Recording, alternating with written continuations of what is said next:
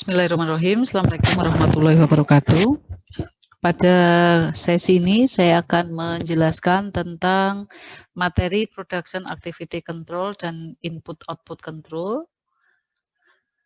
Di mana materi ini ada beberapa materi. Yang pertama adalah Introduction, kemudian Scheduling Technique for Batch Flow, kemudian Scheduling Technique for Job Shop, kemudian juga teknik di dalam Production Activity Control, yaitu Queue Length Management, Operation Overlapping, Operation Splitting, dan terakhir nanti akan saya sampaikan tentang Input-Output Control.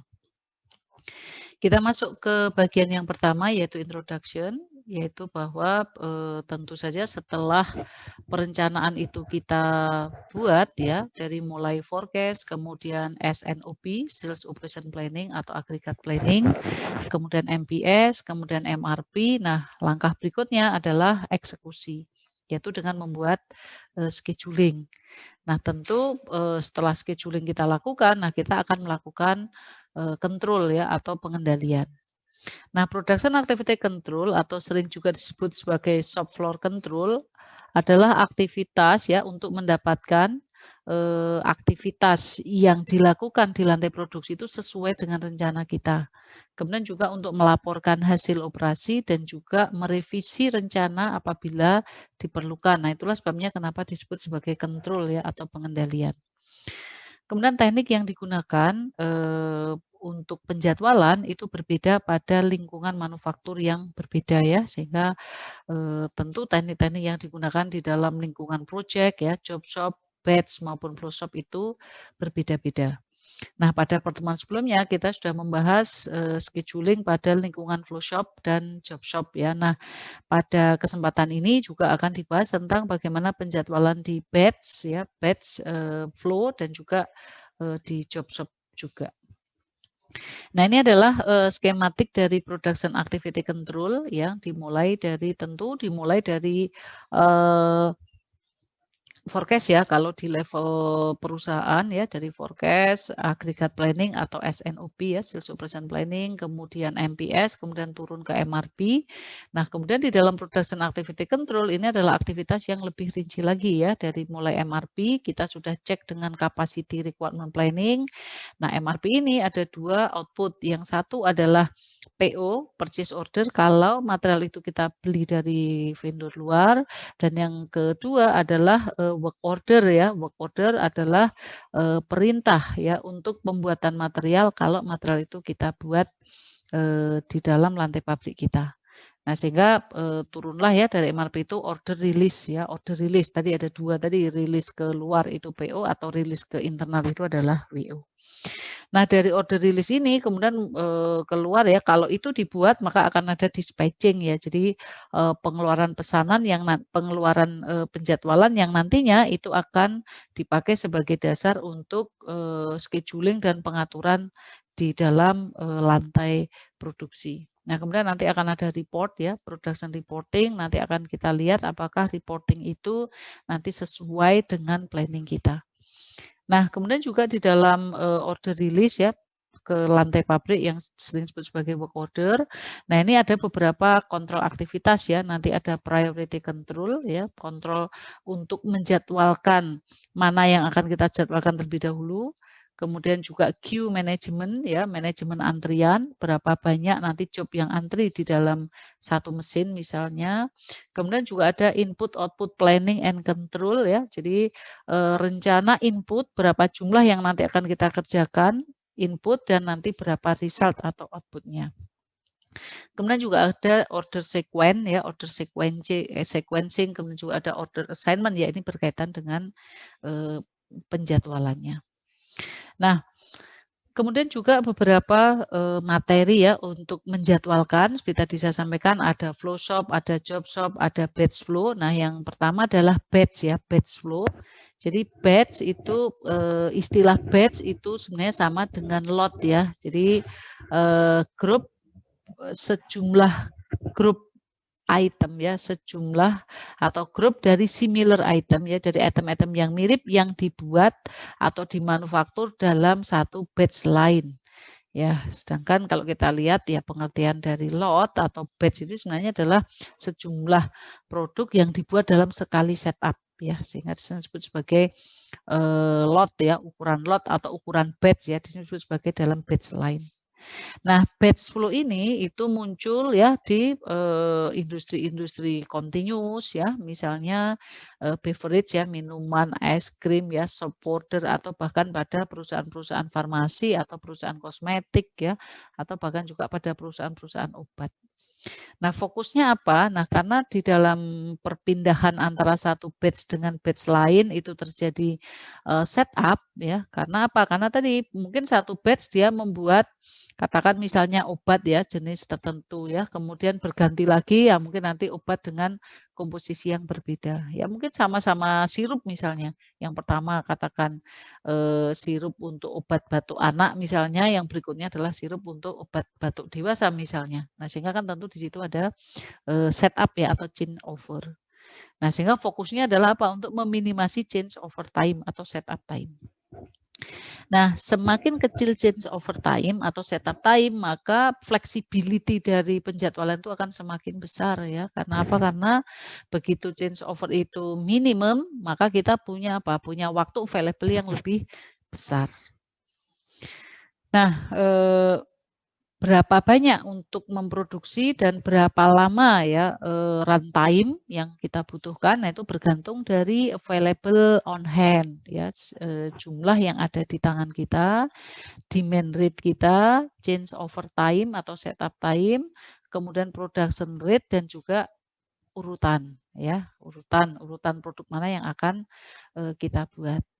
Nah, ketika setup time itu relatif small dan independen ya dan tidak bergantung pada urutan, maka produce first the item with smallest run out time. Sehingga kalau setup time itu relatif kecil dan juga independen terhadap sekuen ya tidak bergantung pada urutan, maka buatlah atau produksilah item dengan smallest run out time itu yang pertama. Gitu ya, itu kalau prinsip di dalam batch line.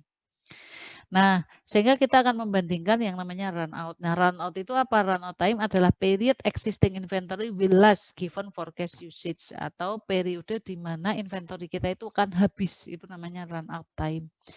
Rumusnya adalah unit and inventory dibagi dengan demand rate.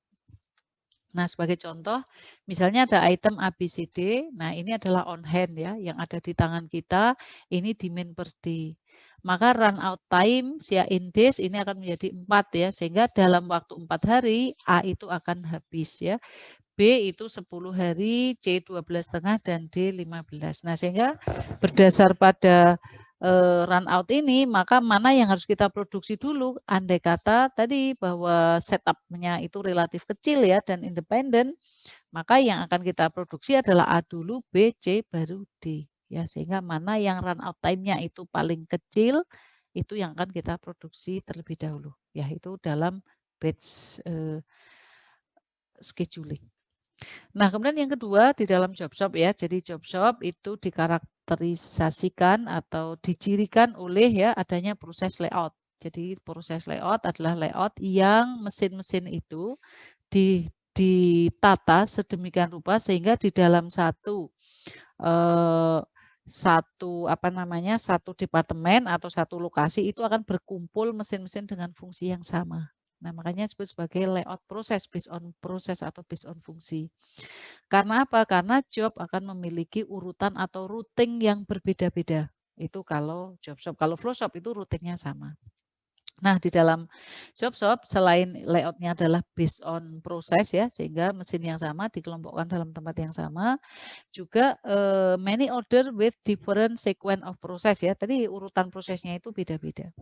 Kemudian scheduling itu proses ya menugaskan starting and completion time to order ya dan frequently include time when order are to arrive and leave each department ya. Jadi scheduling itu adalah proses penugasan ya, penugasan order ya pada job ya, kapan waktu awal dan kapan waktu berakhirnya. Nah, sementara sequence itu urutan ya, jadi assigning of the sequence ya, jadi penugasan dari pengurutan di mana order mana yang akan dimulai pertama, order mana yang akan dimulai berikutnya pada sebuah mesin, ya itu adalah sequencing. Nah, sehingga scheduling dan sequencing kadang ini adalah interchangeable ya. Jadi di dalam scheduling itu mengandung sequencing. Nah, kemudian ada priority control ya. Jadi prioritas, jadi menentukan urutan di mana order mana atau job mana yang akan diproses pertama kali. Nah, di dalam job shop ya biasanya urutan-urutan yang umum dipakai adalah ada first come first serve ya, ada short processing time, di mana ini akan menghasilkan lowest ya work in process ya, lowest manufacturing lead time ya, dan lowest average job leadness ya. Yang kedua ada juga, yang ketiga ada EDD, earliest due date ya, works well when processing time are approximately the same ya. Jadi sehingga apa? Sehingga EDD ini kita akan memproses due date yang paling datang duluan ya, proses due date yang paling awal itu yang akan kita proses terlebih dahulu, atau slack time ya. Nah ini waktu sisa, nah itu slack time atau critical ratio. Nah sehingga kita akan lihat di sini bahwa slack ya, slack itu rumusnya adalah due date minus present date minus total operation time remaining. Itu adalah slack time ya. Jadi due date-nya dikurangi hari ini ya, sehingga tinggal berapa hari dikurangi dengan total operation time remaining. Sementara CR ya, critical ratio adalah due date minus present date dibagi manufacturing lead time remaining. Ya, CR1 berarti order is on schedule ya, karena waktu yang tersisa ya antara hari ini dengan due date itu sama dengan manufacturing lead time, sama dengan waktu keseluruhan yang masih kita butuhkan. Nah, sebagai contoh misalnya ya, hari ini adalah hari ke-125 ya, all time A in days ini. Hari ke-125, kemudian kita ada 4 order A, B, C, D ya. Ini due date-nya ya, due date A, B, C, dan D. Kemudian ini current operation time ya, waktu operasi. Ya, A itu kita lihat ya ada 1,5 ya, kemudian B, C, dan D ya semuanya dalam hari. Ini total operation time remaining. Kalau ini waktu operasi yang sekarang ya, ini adalah waktu yang tersisa sampai job itu komplit. Ya, total operation time remaining. Sehingga A itu masih butuh 3 hari ya sampai job itu selesai. Ya, kalau yang sekarang itu dia mengerjakan 1,5. Jadi operasi yang sekarang sedang dikerjakan A itu 1,5, tapi total waktu yang tersisa sampai operasi, total waktu sampai semua operasi itu selesai itu 3 hari gitu ya, karena ini semua dalam hari. B sekarang sedang mengerjakan ya, itu butuh waktu 1 hari, tapi waktu yang masih dibutuhkan sampai semua operasi komplit itu 4,5 hari. MLT ya, manufacturing lead time. Kalau MLT itu termasuk juga ada waktu tunggu, waktu transport, waktu delay begitu ya. Itu totalnya adalah 6 hari. Kalau untuk A, B itu 9,5 hari. Kemudian operation remaining, A masih ada 3 operasi ya, B 5, C, D 4 dan 2. Slack time, nah bisa kita hitung ya. Jadi slack time untuk A misalnya itu kita hitung due date A adalah 130 ya, dikurangi dengan present date. Present date-nya itu sekarang di hari 125. Di hari ke-125. Berarti kan due date dikurangi present date 5 hari. 5 hari dikurangi dengan total operation time remaining. Dikurangi 3. Nah, sehingga slack ya, waktu sisa itu slack-nya itu masih 2 hari. Untuk B juga sama ya, jadi due date-nya 132, sekarang 125, berarti masih ada 7 hari. 7 hari dikurangi dengan 5 hari ya, operation remaining, berarti 2,5, itu slack time. Kemudian critical ratio ya, critical ratio A, critical ratio-nya kalau kita hitung due date minus present date ya, berarti ada 5 hari due date minus present date dibagi manufacturing time remaining, masih ada 6 hari. Jadi yang tersisa itu 5 hari. Nah, sementara yang dibutuhkan itu masih 6 hari sehingga dia CR-nya 0,83. Gitu ya. Kemudian ya tentu semakin kecil CR ya semakin urgent dia untuk segera kita jadwalkan gitu. Nah, sehingga kita lihat juga D ya, D misalnya kita menghitung critical ratio, due date-nya 138, present date-nya 125. Berarti masih ada waktu 13 hari gitu ya.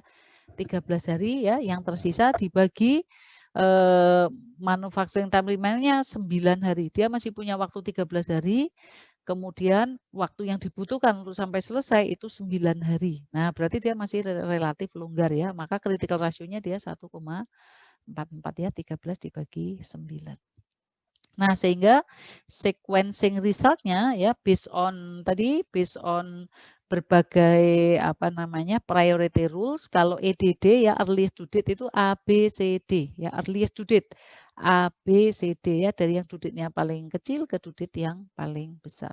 Yang kedua SPT ya, short processing time. Ya, short processing time BACD ya. Jadi kita lihat short processing time itu B, ini yang paling kecil 1, kemudian A ya. Ini waktu prosesnya adalah 1,5, C baru D ya, ini adalah operation time ya, waktu operasi yang ada sekarang. Kemudian ST ya, slack time ya, dari yang slack-nya paling kecil ke slack paling besar ya, sisa yang paling kecil ke sisa yang lebih besar atau lebih longgar ya, sehingga ABCD. Kemudian di critical ratio itu dari yang paling kecil yaitu B ya, critical ratio, A baru C baru D. Nah, sehingga kalau kita lihat bahwa priority rule akan menghasilkan sekuen yang berbeda-beda ya. Kemungkinan sekuen berbeda-beda karena rule-nya berbeda-beda.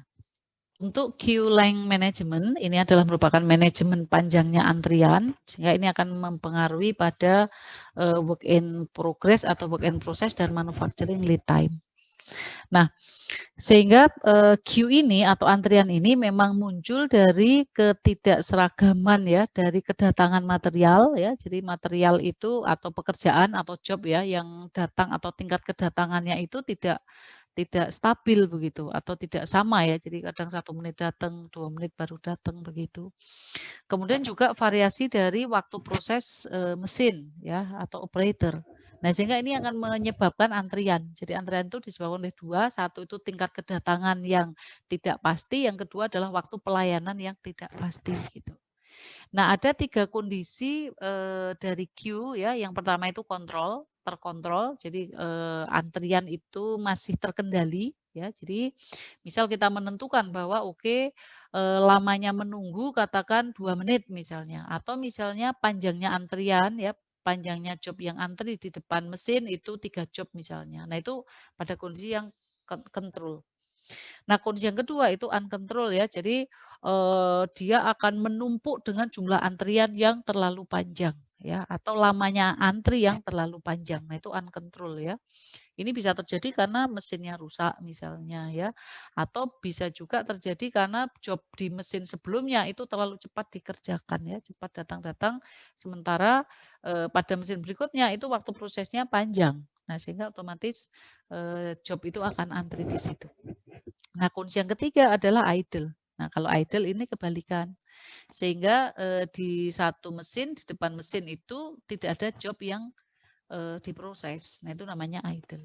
Gitu. Nah, sehingga tujuan dari queue length management adalah mereduce work in process ya, sehingga kalau pada posisi dia uncontrol, nah maka kita harus melakukan berbagai macam upaya begitu, sehingga agar queue-nya itu tidak terlalu panjang.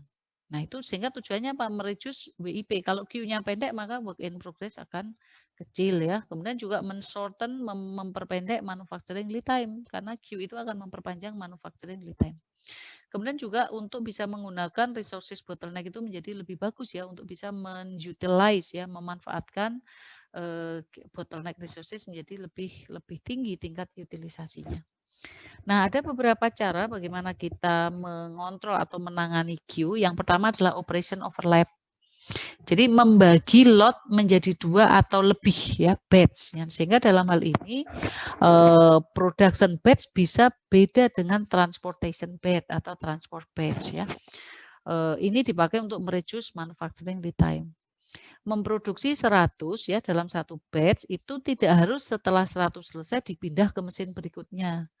Bisa saja memproduksi ukurannya 100, tapi begitu keluar 10 ya, ini bisa langsung ditransfer. Sehingga production batch itu tidak harus sama dengan transportation batch.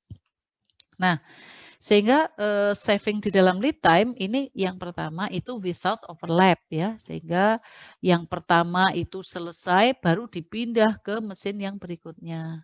Nah, yang bawah itu with overlap ya. Jadi yang pertama ya setup itu 2 kali run ya, ini running terus. Nah, begitu selesai yang pertama, nah ini sudah bisa dipindah. Sehingga tidak harus menunggu seluruh ukuran batch ya, seluruh produksi ini selesai ya. Tadi saya sampaikan 100, mungkin 50 selesai, bisa kita pindah, kita proses di mesin yang kedua. Nah, sehingga ini ada lead time saving ya. Kita bisa men-saving ini selisihnya ini. Ya.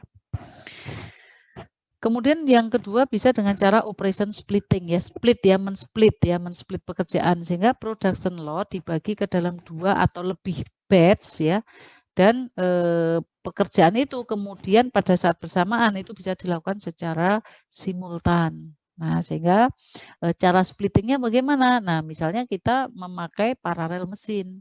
Ini single mesin, runtime-nya sekian. Nah, kalau kita split ya, sehingga production lot itu dibagi 2 atau lebih ya. Jadi kalau ini tadi 100, katakan kita split menjadi 2 ya. Misalnya satu mesin 50, satu mesin berikutnya 50. Nah, sehingga ini saving in lead time gitu ya. Nah, ini kalau without setup offsetting ya. Tanpa offsetting setup sehingga satu run ini bersamaan setupnya. Nah, ini kalau ada offset terhadap setup ya, jadi ini jalan dulu baru kemudian setelah itu baru batch yang kedua atau mesin yang kedua kita setup. Nah, kemudian kita masuk ke pembahasan input-output control. Nah, di dalam input-output control, nah ini bagaimana cara kita mengontrol input dan output yang datang di mesin ya, atau datang di lantai pabrik. Nah, yang pertama adalah short range control teknik. Jadi input-output itu range-nya dia paling pendek ya, biasanya daily. Kemudian membandingkan antara rencana input ya atau schedule input dan output terhadap actual-nya. Ya, sehingga berapa yang direncanakan, berapa actual-nya, kemudian output-nya juga sama ya, berapa planning dan berapa actual-nya. Kemudian input-output ini juga efektif untuk mengontrol Q, ya, WIP, dan juga manufacturing lead time. Gitu, sehingga kita bisa mengatur ya, kalau terlalu banyak input, nah nanti di situ akan banyak WIP ya, terlalu banyak input tapi lebih sedikit output misalnya. Ya, atau sebaliknya ya, outputnya banyak, inputnya sedikit. Nah, itu bisa terjadi idle di situ. Nah, ini memungkinkan planner ya untuk menentukan action ya, untuk menentukan tindak lanjut ya atau corrective action yang dibutuhkan untuk mencapai berapa jumlah output, WIP dan juga MLT atau manufacturing lead time.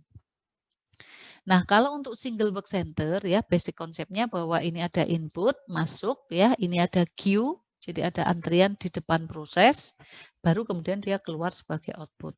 Nah, di sini ini kita sebut sebagai work in process ya. Ya, barang setengah jadi yang sedang di dalam proses.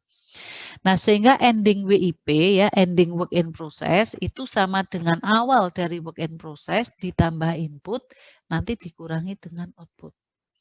Ya, sehingga akhir dari work in process itu sama dengan awalnya berapa, ditambah yang masuk ya, ditambah input nanti dikurangi berapa yang keluar atau berapa outputnya. Nah, untuk single work center ya, di sini ada simbol ya dan ada perhitungan. Jadi ICD itu adalah input cumulative deviation karena kita nanti akan menghitung berapa penyimpangan kumulatifnya ya dari plan dan actual. Input cumulative deviation itu sama dengan input cumulative deviation periode sebelumnya, yaitu periode sebelumnya dikurangi dengan plan input periode itu ditambah dengan actual inputnya. Gitu ya, sehingga kita akan menghitung input cumulative deviation pada periode ke I akan sama dengan berapa kumulatif sebelumnya ya dikurangi dengan plan input ditambah dengan actual input. Sementara kalau output ya, jadi output cumulative deviation periode I sama dengan output kumulatif sebelumnya dikurangi plan output ditambah dengan actual-nya, actual output-nya. Plan work in progress ya akan sama dengan plan work in progress sebelumnya ditambah plan input dikurangi dengan plan output. Ya, sementara kalau actualnya, ya actualnya itu sama dengan actual sebelumnya, ya actual work in progress atau barang setengah jadi, ditambah actual input dikurangi dengan actual outputnya. Gitu ya. Kemudian di sini juga ada lead time, itu sama dengan WIP dibagi dengan output rate. Nah, sebagai contoh ini adalah input-output control, di mana di sini diberikan diagram tentang berapa banyak plan input dan juga actual input, demikian juga untuk plan output dan actual output, serta kumulatif dari deviation dan juga work in progress-nya.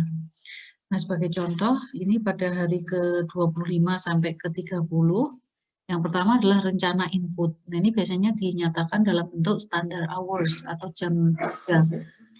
Nah, plan input ini 16 sebagai contoh di hari ke-26 ya, kemudian juga 16 sampai hari ke-30. Nah, ini adalah actualnya.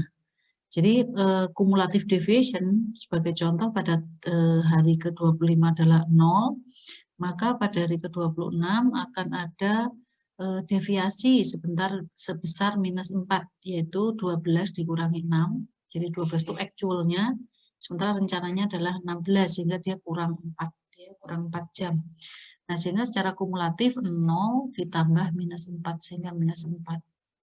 Kemudian di tanggal 27, ya, ini deviasinya adalah 19 dikurangi 16, sehingga 3, ya, kelebihan plus 3. Plus 3 ditambah minus 4, sehingga sama dengan minus 1. Nah, demikian seterusnya. Output juga sama, jadi kalau di tanggal 25 itu kumulatif deviasinya 0, kemudian di tanggal 26 itu actualnya 17, sementara yang direncanakan 16, berarti ini kelebihan 1 jam. Secara akumulatif ya 0 tambah 1 yaitu 1. Di tanggal 27 ini actualnya 15, sementara direncanakan 16, sehingga kurang 1 jam. Nah, minus 1 tambah 1, 0. Nah, demikian seterusnya. Nah, untuk WIP juga sama. Jadi ini di tanggal 25, ini WIP-nya adalah 32. Sementara kalau perencanaannya adalah 32 ya, karena input ya actual plan input dikurangi plan output ya. Jadi rencananya 16, kemudian juga rencana outputnya 16. Nah, sehingga di sini secara akumulatif ya, kemudian akan sama dengan 32 ya. Jadi 0, ini selisihnya akan 0. Nah, rencananya adalah 32 dari tanggal 26 sampai tanggal 30. Nah, kemudian actualnya kita akan lihat ya, actual tanggal 25 itu 32 ya, work in progress. Kemudian tanggal 26 yaitu actual input itu 12, sementara outputnya adalah 17. Nah, sehingga 12 dikurangi 17 yaitu minus 5, sehingga secara akumulatif 32 dikurangi 5, sehingga 27. Kemudian di tanggal 27 actual inputnya 19, sementara actual outputnya 15. Sehingga 19 dikurangi 5 yaitu 4. 4 ditambah dengan 27 yaitu 31. Nah, demikian seterusnya. Kita bisa mengatakan bahwa kondisinya adalah kondisi yang kontrol atau masih dalam kondisi yang under control. Nah, karena apa? Karena yang pertama bahwa penyimpangan dari actual terhadap plan itu tidak lebih dari 5 jam. Ya, baik dari actual input terhadap plan input maupun dari actual output terhadap plan output. Kemudian juga manajemen itu biasanya akan membuat target ya, acceptable cumulative deviation atau kumulatif deviasi yang bisa diterima itu biasanya ya mungkin sekitar 3 sampai 4 kali lah dari penyimpangan, sehingga mungkin kumulatif deviation sekitar 20 jam itu merupakan target yang cukup wajar atau cukup bisa diset oleh manajemen. Kemudian juga plan WIP ya, di sini kita lihat plan WIP ini biasanya besarnya adalah 3 atau 4 kali dari standar deviasi ending WIP. Demikian juga bahwa deviasi yang bisa diterima, nah biasanya penyimpangannya itu 2 kali dari standar deviasi. Nah, sehingga kita lihat ya dengan angka-angka yang seperti ini, maka ini adalah situasi yang under control. Ya, sehingga tadi plan BIP itu sekitar kurang atau sekitar 3-4 kali dari standar deviasi ending BIP. Kemudian juga deviasi atau penyimpangan yang bisa diterima itu ya rata-rata sekitar 2 kali standar deviasi. Nah, ada juga tipikal situasi yang out of control. Jadi yang pertama adalah adanya antrian yang melampaui batas limit ya atau excessive queuing. Ini biasanya terjadi karena kegagalan mesin atau mesin yang rusak gitu ya, atau juga boleh karena proses yang tidak efisien dan juga karena input yang berlebihan. Nah, sehingga ini akan menghasilkan queuing atau antrian yang sangat panjang. Nah, solusinya adalah menurunkan input atau meningkatkan proses output ya. Nah, yang kedua adalah output yang sangat rendah ya, di bawah batas ya, di bawah target. Nah, ini biasanya terjadi karena kegagalan mesin atau mungkin ada kerusakan mesin, kemudian juga proses yang inefisien, kemudian juga input itu kurang ya, sangat sedikit input, atau bisa juga karena kesalahan input pada assembly work center. Nah, bagaimana cara mengontrol input output? Jadi yang pertama adalah bahwa plan output itu harus realistik ya, dan harus menggambarkan kapasitas dari tenaga kerja dan equipment. Kemudian juga kalau plan ataupun actual input itu lebih besar daripada realistic output, tentu akan meningkatkan BIP dan meningkatkan manufacturing lead time. Kemudian juga seluruh deviasi atau penyimpangan yang signifikan dari plan input dan output itu mengindikasikan bahwa ada masalah yang harus diidentifikasi dan juga harus dipecahkan. Nah, baik, saya kira itu untuk materi hari ini ya. Ini adalah buku referensi yang saya gunakan yaitu Fogarty, Blackstone dan Hoffman ya, Production Inventory Management. Demikian saya akhiri. Assalamualaikum warahmatullahi wabarakatuh.